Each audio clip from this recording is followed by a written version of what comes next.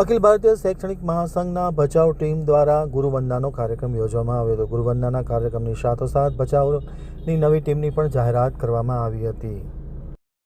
હવે જોઈએ ભચાઉ આમતક ન્યૂઝ બ્યુરોનો એક વિસ્તૃત અહેવાલ. અખિલ ભારતીય રાષ્ટ્રીય શૈક્ષિક મહાસંઘ ભચાઉ ટીમ દ્વારા ગુરુવંદનાનો કાર્યક્રમ યોજવામાં આવ્યો હતો. ગત તારીખ 10ના રોજ અખિલ ભારતીય રાષ્ટ્રીય શૈક્ષિક મહાસંઘ ભચાઉ ટીમ દ્વારા ગુરુવંદનાના કાર્યક્રમનું આયોજન કરવામાં આવ્યું હતું. કાર્યક્રમમાં મોટી સંખ્યામાં શિક્ષક ભાઈઓ બહેનોએ ઉપસ્થિત રહી ગુરુ શિષ્યની પરંપરાનું ગૌરવ વધાર્યું હતું.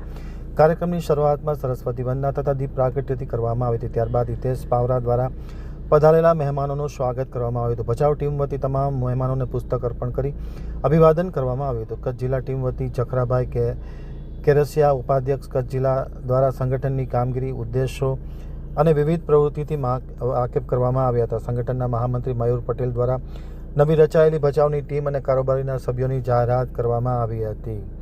કાર્યક્રમના મુખ્ય મહેમાન અને વક્તા જીગરભાઈ દેસાઈ દ્વારા પ્રાસંગિક ઉદ્બોધન કરવામાં આવ્યું હતું. આ પ્રસંગે મયુર પટેલ, ચખરાભાઈ કેરસિયા, અમરાભાઈ રબારી, પ્રભુભાઈ આહિર, રાજેશભાઈ આહિર, હર્ષદભાઈ ચૌધરી સહિતના લોકો ખાસ ઉપસ્થિત હતા. તેમની સાથે ચંદ્રેશભાઈ જોશી અધ્યક્ષ, વસરામભાઈ આહિર મહામંત્રી, જયદીપભાઈ ચીકાણી સંગઠન મંત્રી, સીતાબેન પ્રજાપતિ મહિલા ઉપાધ્યક્ષ, ગાયત્રીબેન પ્રજાપતિ મહિલા મંત્રી, નીતાબેન પંચાલ મહિલા સંગઠન મંત્રી અને હિતેશ પાવરા, દીપક રાઠોડ, ધર્મેન્દ્ર પટેલ સહિતના લોકોની નવી વરણી કરવામાં આવી છે.